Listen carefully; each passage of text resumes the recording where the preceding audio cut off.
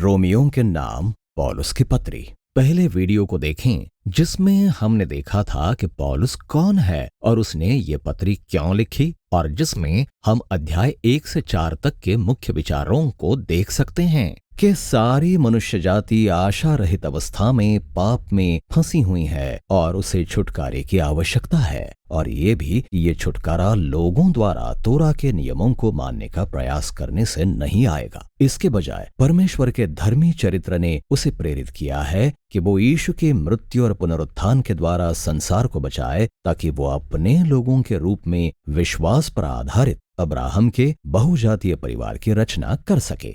अब रोमियो की पत्री के शेष 3 खंडों में पौलुस इन विचारों को और अधिक विकसित करने जा रहा है। विश्वास के द्वारा धर्मी ठहराए जाने के पौलुस के तर्क को याद रखें कि जब लोग विश्वास करते हैं कि यीशु की मृत्यु और पुनरुत्थान उनके लिए था, तो उन्हें एक नई पहचान मिलती है। परमेश्वर के साथ उनका एक सही संबंध स्थापित हो जाता है। उन्हें अब्राहम के वाचाई लोगों के एक नए परिवार का हिस्सा बनाया जाता है। उन्हें एक नया भविष्य दिया जाता है जो कि परिवर्तित जीवन की आशा है।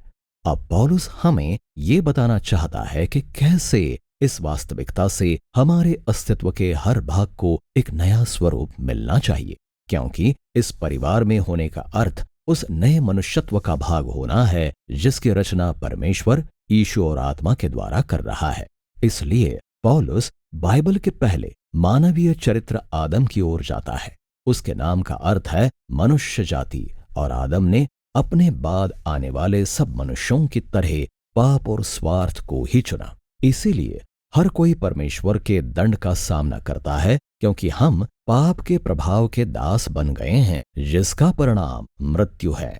लेकिन फिर पौलुस आदम की तुलना यीशु के साथ करता है, जिसे वो नया आदम कहता है, अर्थात वो मनुष्य जिसने परमेश्वर के प्रति विश्वास योग्य आज्ञाकारिता में जीवन जिया, और ये उसके बलिदानी प्रेम के कार्य द्वारा प्रकट भी हुआ।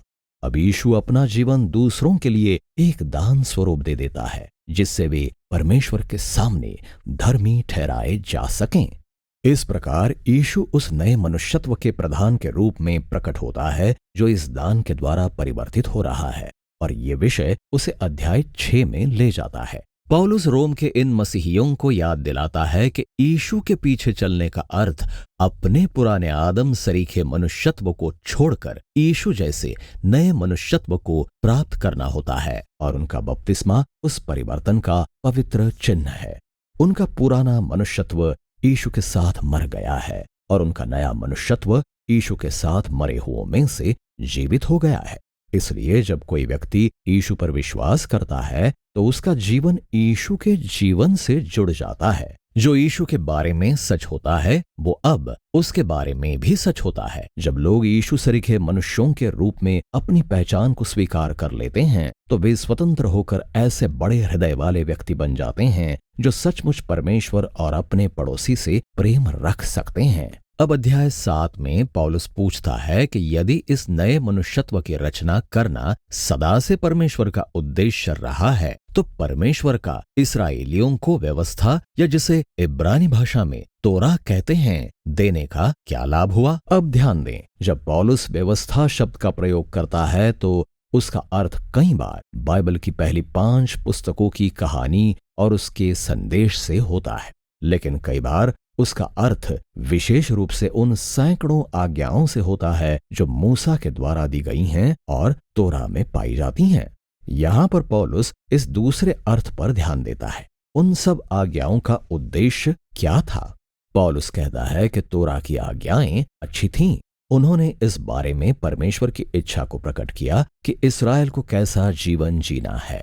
लेकिन यदि आप तोरा की कहानियों को पढ़ें तो आप पाएंगे कि इस्राएल ने सभी आज्ञाओं को तोड़ा। इस्राएल ने जितने अधिक नियम पाए, उन्होंने उतना ही अधिक आदम के पाप को दोहराया और विद्रोह किया। अतः परमेश्वर द्वारा अपने लोगों को दिए गए विशेष नैतिक नियम भी मनुष्य के पापी स्वभाव की समस्या का समाधान नहीं कर पाए, बल्कि इन नियमों ने उल्टा इस्राएल को और अधिक दोषी ही ठहराया। लेकिन पौलुस कहता है कि ये विरोधाभास ही मुख्य बिंदु है। परमेश्वर का उद्देश्य इस बात को बिल्कुल स्पष्ट कर देना था कि यह बुराई ही है जिसने मनुष्य के हृदय को वश में कर रखा है, और ये कि तोरा जो अपने आप में अच्छी है वो भी इस विषय में कुछ नहीं कर सकी। लेकिन अध्याय 8 में पौलुस कहता है कि समाधान यीशु और आत्मा के द्वारा आ पहुंचा है, और ये इस प्रकार से आया है। तोरा की आज्ञाओं ने आवर्धक लेंस का काम किया। इसने मानवीय दशा की समस्या को एक ही स्थान अर्थात इस्राएल के लोगों पर केंद्रित किया। लेकिन अब इस्राएल के प्रतिनिधि अर्थात यीशु मसीह ने अपनी मृत्यु और पुनरुत्थान के द्वारा सब पापों का मूल्य चुकाकर उसे दूर कर दिया है। और जब यीशु ने अपने आत्मा को अपने नए परिवार में भेज दिया है कि वो उनके हृदयों को बदले, जिससे वे परमेश्वर और अपने पड़ोसी से प्रेम रखने के विषय में तोरा की सब आज्ञाओं को सचमुच पूरा कर सकें। बस इतना ही नहीं, बल्कि परमेश्वर द्वारा मनुष्यों को नया बनाना पूरी सृष्टि को छुड़ाने और नया बनाने के उसके बड़े मिशन का पहला कदम है, जिससे ये एक ऐसा स्थान बन जाएगी जहां उसका प्रेम सर्वोपरि होगा। अब आप देख सकते हैं कि कैसे अध्याय 1 से 8 यहाँ विचारों की एक लंबी श्रृंखला है, लेकिन यह कुछ और प्रश्न भी उठाती है। यदि ये सब परमेश्वर का उद्देश्य था, तो पौलुस के उन संगी इस्राएलियों की वर्तमान दशा क्या है जो यीशु को अपने मसीहा के रूप में स्वीकार नहीं करते? ये कहानी उनसे की गई परमेश्वर की प्रतिज्ञाओं को कैसे पूरा करती है? अब पौलुस अध्याय 9 की शुरुआत उन इस्राएलियों के प्रति अपनी पीड़ा से करता है जो यीशु को अपना मसीहा नहीं मानते, और ये उस पुराने नियम की कहानी से इस्राएल के अतीत पर मनन करने के लिए प्रेरित करता है।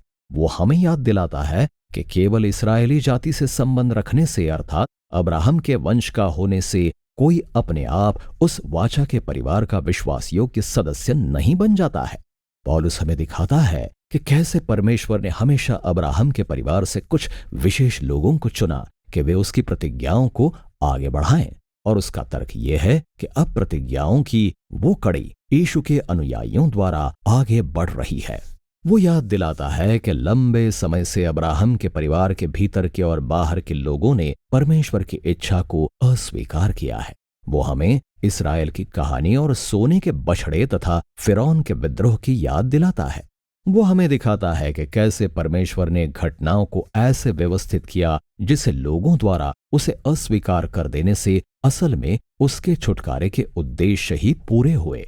और इसलिए अध्याय 10 में पौलुस अपना ध्यान वर्तमान के इस्राएल पर केंद्रित करता है। कई इस्राएलियों ने यीशु को इसलिए अस्वीकार किया क्योंकि वे परमेश्वर के साथ अपने वाचाई संबंध का आधार तोरा के नियमों के पालन को बना रहे थे। और बड़े दुख की बात है कि वो ये नहीं देखते कि परमेश्वर ने यीशु द्वारा विश्वास पर आधारित एक नए वाचाई परिवार को स्थापित करने के लिए क्या किया है।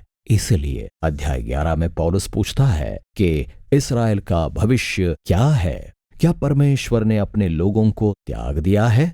नहीं, वो कहता है कि उसके सहित ऐसे अनेकों यहूदी लोग हैं जो यीशु को अपने मसीहा के रूप में स्वीकार करते हैं, लेकिन ऐसे भी कई हैं जो ऐसा नहीं करते। लेकिन परमेश्वर उनकी अस्वीकृति का प्रयोग अपने उद्देश्य के लिए ही करता आ रहा है। इसके कारण सुसमाचार अन्य जातियों के क्षेत्रों में और भी तेजी से फैला, जिससे अब्राहम का परिवार और भी बड़ा और बहुजातीय बन गया। पौलुस परमेश्वर के वाचाई परिवार का वर्णन जैतून के एक बड़े पेड़ से करता है, और यीशु को अस्वीकार करने वालों को उसमें से तोड़ दिया गया है, और अन्य जाति के लोगों को जो जंगली डालियों के समान थे उस परिवार रूपी पेड़ में कलम लगाया गया। पर पौलुस कहता है कि एक दिन आएगा जब उसके अपने लोग यीशु को स्वीकार करेंगे। वो इसका कोई विवरण नहीं देता है कि कैसे।